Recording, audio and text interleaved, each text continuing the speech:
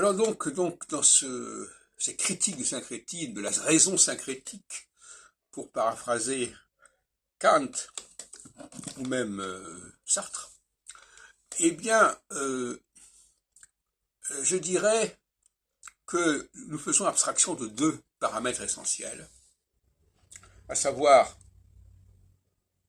est-ce qu'on est dans une certaine phase,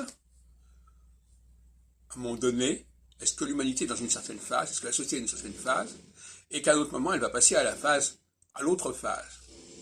Est-ce qu'il y a une conscience claire de ce que c'est que cette dualité des phases, et est-ce qu'il y a une volonté de se resituer toujours par rapport à une phase donnée en disant ça a été fait en telle phase et pas en telle autre phase.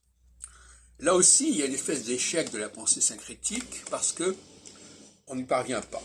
De la même manière,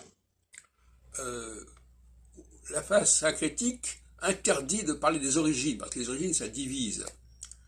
Et donc, on n'a pas à parler des femmes en général, on n'a pas à parler des noirs en général, on n'a pas à dire quoi que ce soit de général, ce ne sont que des cas individuels, nous dit-on, parce que le syncrétisme s'accommode très bien de l'individualisme. Parce qu'à ce moment-là, on comprend, comme c'est individuel, on n'a rien à comprendre. Il n'y a pas de statistiques, c'est des cas particuliers. Donc, les deux points obscurs, les deux points aveugles de notre société, c'est le temps. On ne sait pas dans quelle temporalité on est à un moment donné. On ne veut pas distinguer les temporalités entre elles. Et on ne veut pas non plus distinguer les populations entre elles en disant voilà, ça c'est parce que c'est un tel qui dit ça et il faut comprendre que ce qu'il dit individuellement dans le cadre d'une appartenance beaucoup plus large. Et donc on a une sorte de focalisation sur l'individu.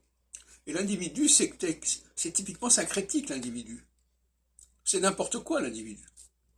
Et sortir du syncrétisme, c'est justement sortir de cet individu.